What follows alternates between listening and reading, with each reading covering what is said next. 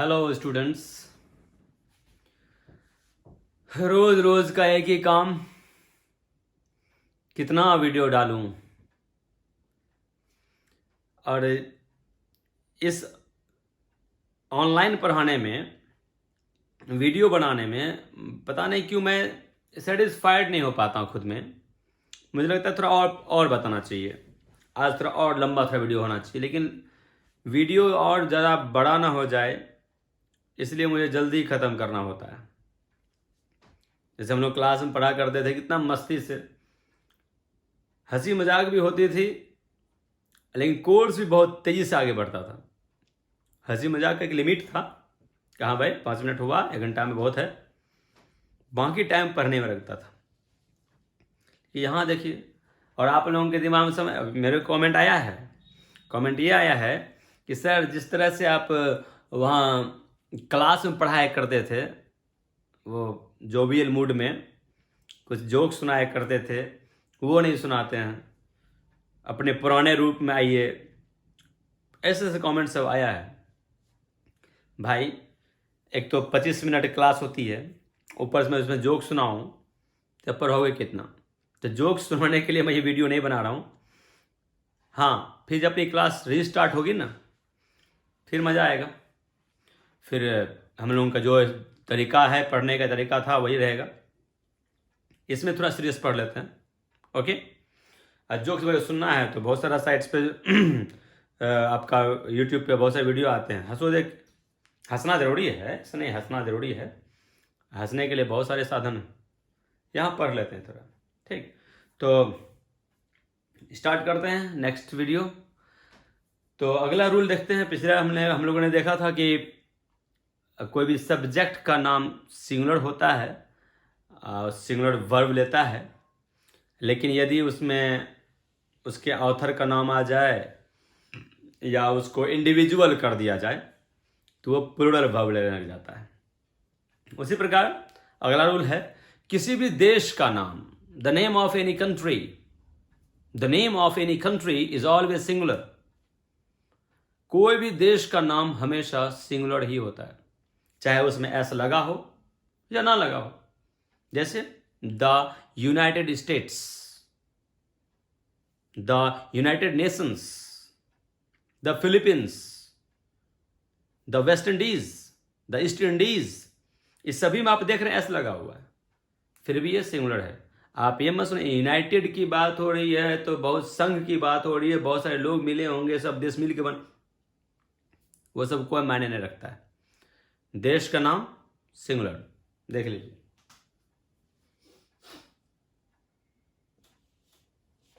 The United states, the United states. आप देख सकते हैं लास्ट में आपका एस लगा है। मैं कहूंगा the United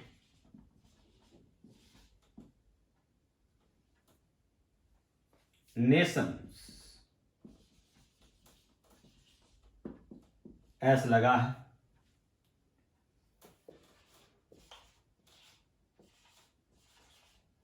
the east Indies, S लगा है।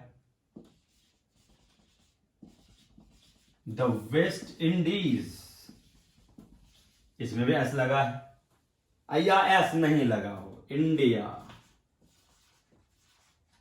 अपना देश का नाम लिखना तो बनता है इंडिया, या कोई भी देश ले लीजिए बाकी, ठीक है। चाइना का तो लिखूंगा नहीं अभी, चाइना का नाम तो मैं लिखूंगा नहीं, चाहे कुछ भी हो जाए। वो आप भी समझ रहे हैं क्यों नहीं लिख रहा हूं। हाँ, उसका नाम लेना अभी है ना, खैर छोड़ो, आप खुद समझदार है। तो कोई भी देश का नाम आपका सिंगुलर होता है तो सिंगुलर वर्ब आएगा, सिंगुलर वर्ब आएगा। देख लीजिए, कहते हैं ना, इंडिया इज ग्रेट,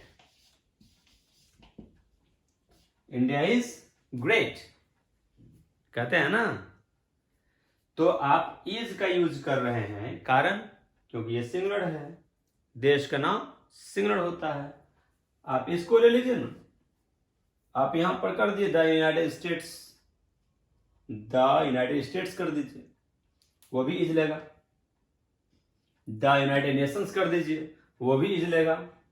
मतलब कोई भी देश का नाम होगा ना तो वो सिंगुलर वर्ब ही रखता है। क्लियर? नेक्स्ट रूल, चलिए आप इसे नोट कर लेंगे कि कोई भी देश का नाम हमेशा सिंगुलर होता है।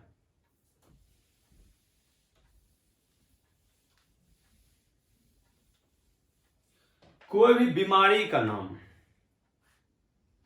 बीमारी, कोई भी डिजीज का नाम भी सिंगुलर ही होता है, चाहे उसमें एस लगा हो या नहीं लगा हो। ठीक, जैसे आप कहते हैं मम्स, बीमारी का नाम है। मीसल्स, बीमारी का नाम है ना। आप देख सकते हैं चिकन पॉक्स वगैरह जो भी है, कोई बीमारी का नाम भी आपका हमेशा सिंगुलर ही होता है। आप लीजिए यहां पर कैंसर लीजिए, कैंसर लीजिए, निमोनिया लीजिए, एड्स लीजिए, जो भी लेना है लो, सारा का सारा सिंगुलर।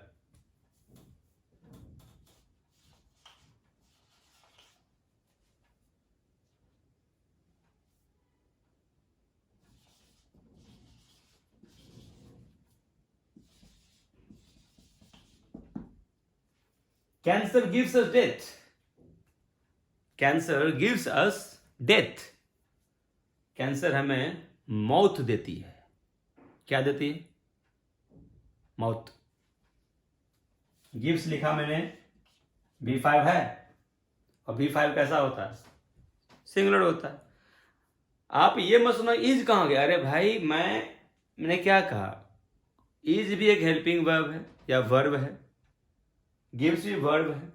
आप कोई भी वर्ब डाल सकते हैं, हमेशा इज डालने की क्या जरूरत है, कोई वर्ब डाल सकते हैं आप, लेकिन सिंगुलर मांग रहा है तो सिंगुलर ही डालेंगे।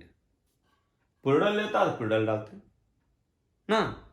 चलिए ये भी रूल खत्म, ये सब छोटा मोटा रूल है, बस इसको फटाफट खत्म करते जाओ। तो आपने क्या देखा कि कोई बीमारी का नाम भी सिंगुलर हमेशा। नोट कर लो, कॉपी में नोट कर लो उसको। चलिए अगला देखिए, कोई भी खेल का नाम,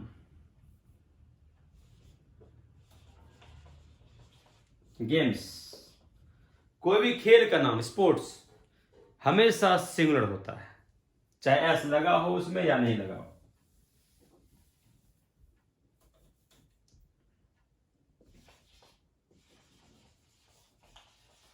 ड्राउट्स खेल का नाम है।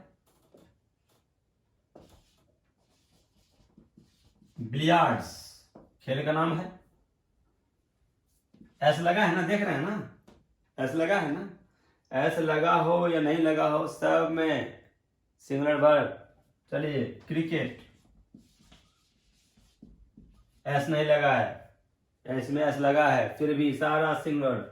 मैं कहूंगा क्रिकेट इज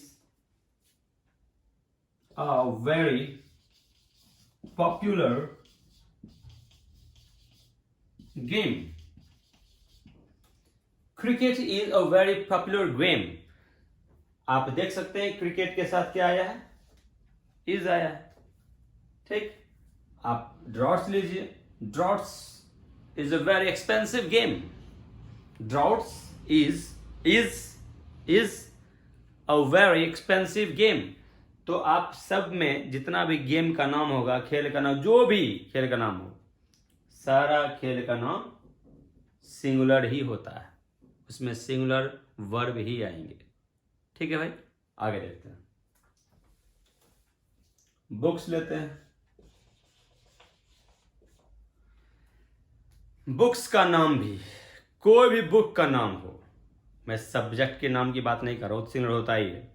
फिजिक्स केमिस्ट्री के नाम मैं नहीं ले रहा हूं, मैं बुक का नाम ले रहा हूं। जैसे Lamb's Tales from Shakespeare, the Rivals, सब क्या बुक का नाम है ना, द रिवाल्स हो गया, द अर्बन नाइट्स हो गया, अरेबियन नाइट्स हो गया, द लैम्प्स शेक्सपियर हो गया, ये सब आपका बुक का नाम है। तो कोई भी बुक का नाम भी रहेगा तो वो सिंगुलर ही रहेगा। देखिए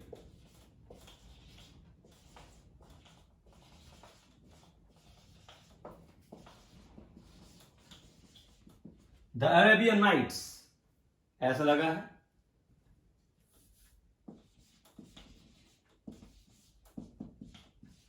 द रिवाल्स ऐसा लगा है,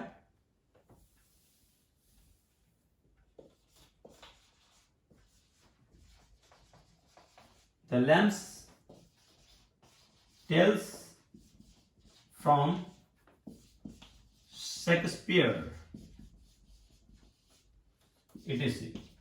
कोई भी बुक का नाम हो आपका वो हमेशा सिंगुलर वर्ब ही रखेगा हमेशा। ये कंफ्यूज मत हो जाना, अरे यहाँ तो अरेबियन नाइट्स लिखा है, एस लगा है तो आर नहीं लगे, प्लुरल फॉर्म नहीं लगेगा।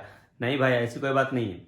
आपको याद रखना होगा, ये सब कंपटीशन में पूछा जाता है, आपको याद रखना होगा कि बुक्स का नाम है ये, और बुक्स का नाम हमेशा सिंगुलर होता है। कोई भी बुक्स का नाम हो सिंगुलर होता है। क्लियर है ना?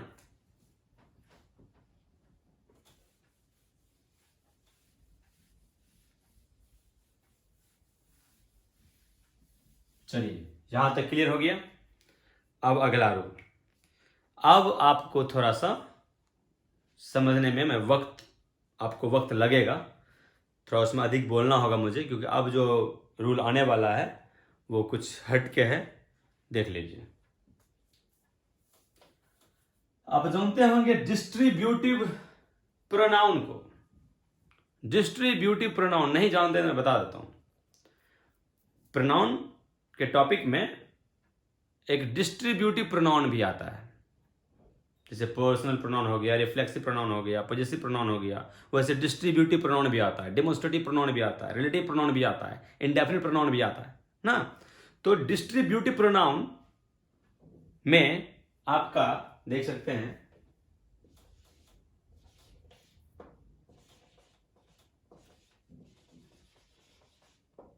Distributive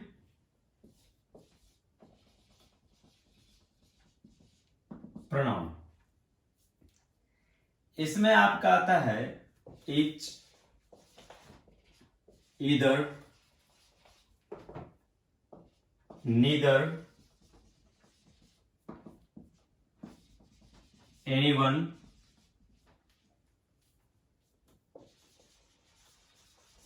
everyone, no one. ये सब आपका डिस्ट्रीब्यूटिव प्रोनाउन भी है। इसमें इसको इंडेफिनिट प्रोनाउन भी कहते हैं एक तरह से, लेकिन डिस्ट्रीब्यूटिव प्रोनाउन भी ये है। तो डिस्ट्रीब्यूटिव प्रोनाउन का रूल होता है कि वो हमेशा सिंगुलर वर्ब लेता है, खुद भी सिंगुलर होता है और सिंगुलर वर्ब भी रखता है, हमेशा सिंगुलर वर्ब। जब भी इसमें से कोई भी सब्जेक्ट का काम करेगा, अब प्रोनाउन है तो भाई सब्जेक्ट बनेगा ही, क्योंकि सब्जेक्ट काम कौन करता है, नाउन या प्रोनाउन।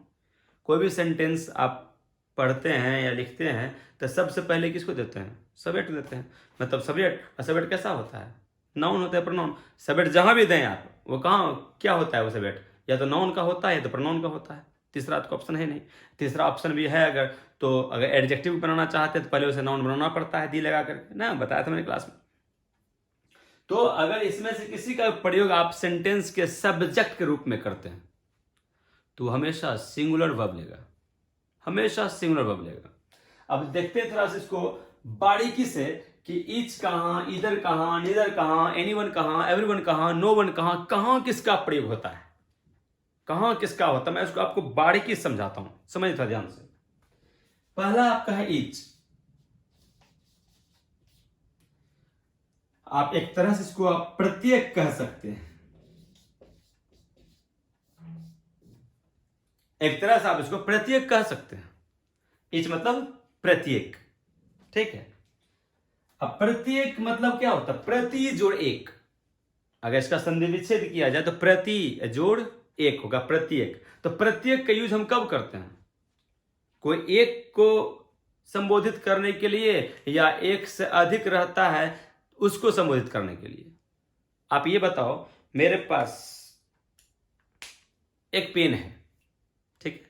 क्या मैं इसको प्रत्येक कह सकता हूं अभी कि प्रत्येक पेन नई है, प्रत्येक पेन पुरानी है? मैं कह सकता हूं इसको प्रत्येक? क्या नहीं कह सकता हूं कि एक को प्रत्येक हम नहीं कह सकते हैं। समझिए थोड़ा सा, क्लास में 100 बच्चा बैठा हुआ है, 50 बच्चा बैठा हुआ है, 20 बच्चा बैठा हुआ, कितना बैठा हुआ, एक से अधिक बैठा हुआ, लेकिन तो क्लास में अगर मान लीजिए 50 बच्चा बैठा है तो उसमें हम कह सकते हैं, वहां हम कह सकते हैं कि प्रत्येक बच्चा पढ़ रहा है, प्रत्येक बच्चा पढ़ रहा है, वहां कह सकते हैं प्रत्येक हम।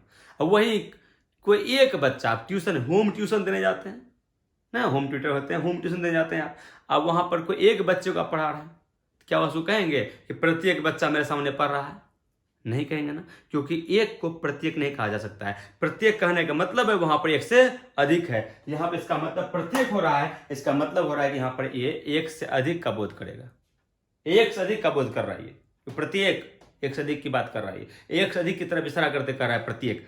तो ये इसमें एक से अधिक छिपा हुआ है, लेकिन होता है सिंगुलर, होता है सिंगुलर, क्योंकि प्रति एक आपको कहा जाएगा ना, मान लीजिए क्लास में बैठे हुए हैं, आपके टीचर ने कहा प्रत्येक यहां आओ, प्रत्येक स्टूडेंट यहां आओ, ठीक है, तो वहां पर आपका जाने का तरीका क्या होगा? सब उठे और की बार चल दिया, ऐसे नहीं, एक एक करके, प्रति एक, प्रति एक, एक एक करके। तो एक एक करके 1000 बार क्यों ना आए, सिंगुलर ही होगा ना हर बार, हर बार तो सिंगुलर ही जा रहा है ना, एक एक करके आ रहा है, सिंगुलर ही जा रहा है ना, तो इसलिए आपका हमेशा ये सिंगुलर होता है, इसे सिंगुलर वर्ब लेता है। तो इसका मीनिंग देखिए, आखिर प्रत्येक कितना में प्रत्येक, प्रत्येक का यूज हम दो में भी करते हैं, एक में तो नहीं कर सकते हैं, दो में भी करते हैं, तीन में भी करते हैं, हजारों में करते हैं, तो आखिर इसका प्रयोग कितना में करेंगे, कितनी संख्या में होंगे, होगा कोई स्टूडेंट को भी कितना संख्या में होगा कि कहां पर हम इच करेंगे, कहां पर क्या करेंगे। ऐसे देखा जाए तो सब का मीनिंग एक तरह से प्रत्येक ही हो रहा है, एक तरह से सब का मीनिंग प्रत्येक ही हो रहा है, लेकिन कब किसका यूज करेंगे इसको थोड़ा बारीकी से देखो। इसका होता है दो या दो से अधिक में से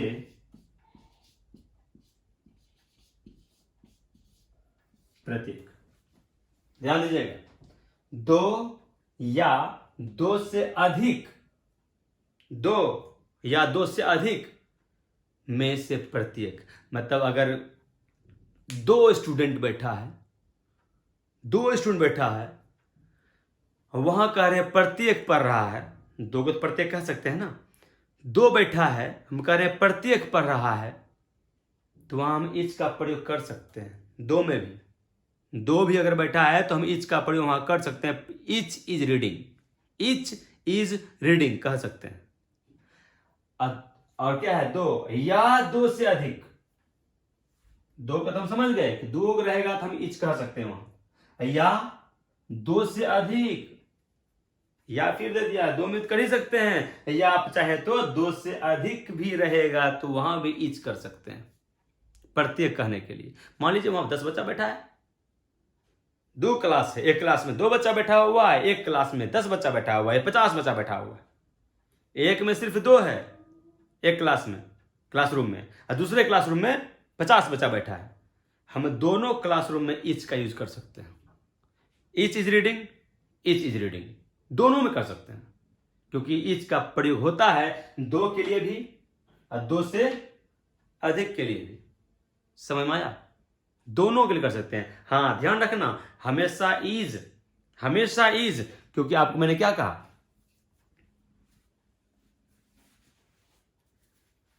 क्योंकि मैंने आपको क्या कहा कि ये सारा का सारा हमेशा सिंगुलर होता है और सिंगुलर वर्ब लेता है। आप ये मत सोचना कि 2 है या 50 है तो प्लूरल हो गया, आर होना चाहिए, नहीं, मैंने क्या कहा, प्रत्येक, प्रति एक, एक एक का बोध करके बोला जा रहा है, एक एक का बोध करके बोला जा रहा है, प्रति एक एक करके बोला जा रहा है, इसलिए आपका हमेशा सिंगुलर ही आएगा।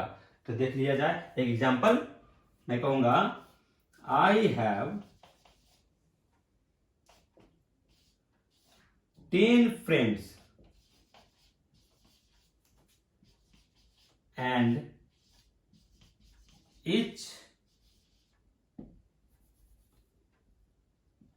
चलिए इज देते हैं, इच इज वेरी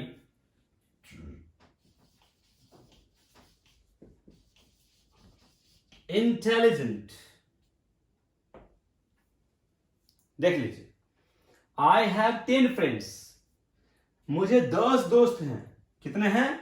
10 दोस्त, 10 की बात हो रही है। एंड और ईच इज वेरी इंटेलिजेंट, प्रत्येक बहुत तेज है। प्रत्येक बहुत तेज है, प्रत्येक किसकी बात कर रहे हैं? 10 की बात कर रहे हैं। मुझे 10 दोस्त है और प्रत्येक बहुत तेज है। प्रत्येक कितना है इसमें? 10 ही ना।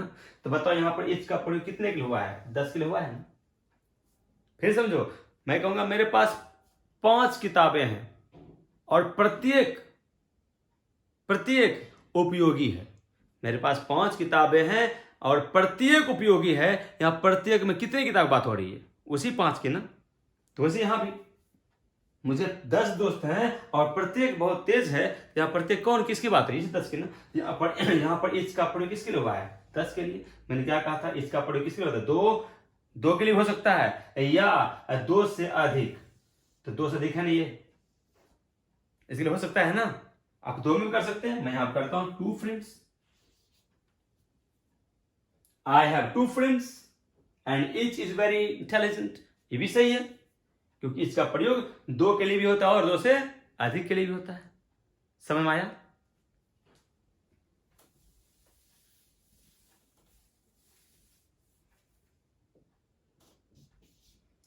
He has given me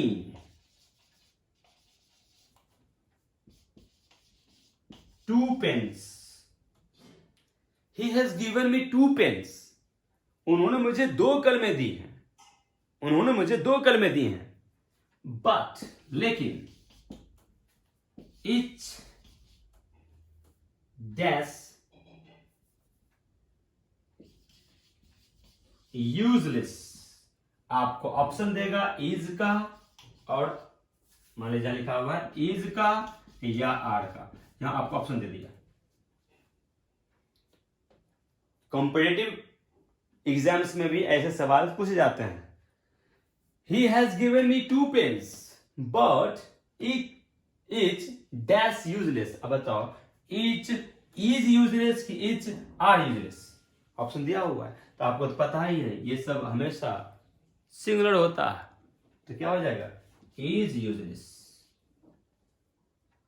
clear है? और यहां पर 2 करो कि 3 करो कि 4 करो कि लाख कर दो, सब में इच आता है। क्योंकि 2, हाँ ये नहीं कि 1 कर देना। 1 प्रत्येक का यूज 1 में हो ही नहीं सकता है। प्रत्येक एक को कहते ही नहीं, एक को प्रत्येक कह ही नहीं सकते हैं। तो यहां पर 2 से स्टार्ट होगा। 2 कहो या 2 लाख कर दो कि 2 करोड़ कर दो, सब में आपका इच आ सकता है। इच क्लियर हुआ? हमेशा कैसा होता है? सिंगुलर होता है। अब अगला क्या है? ईदर। ईदर देखिए क्या होता है।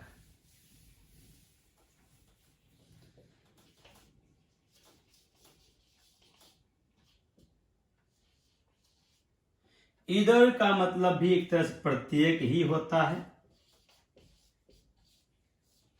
लेकिन कितना में प्रत्येक? दोनों में से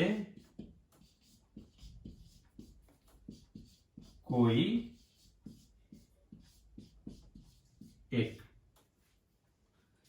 इधर का मतलब एक तरह से प्रत्येक ही होता है, लेकिन कितना में? लिखा हुआ है दोनों में से कोई एक, मतलब 2 में से कोई एक। 2 में से, आप इसको 2 में से कोई कह सकते हैं। 2 में से कोई एक संख्या, कितनी संख्या का बोध कर रहा है? ये सिर्फ 2। यहां पर नहीं लिखा है 2 या 2 से अधिक, ऐसा नहीं लिखा होगा। उसमें लिखा हुआ था 2 या 2 से अधिक, इसमें सिर्फ 2 है। 2 में से कोई एक। मेरे पास 2 कलमें होती, सपोज करो,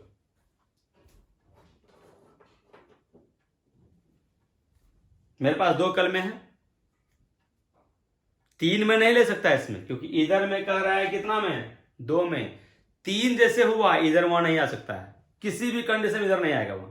इधर की कैपेसिटी 2 तक ही है सीमित। इधर कैपेसिटी 2 तक ही सीमित है।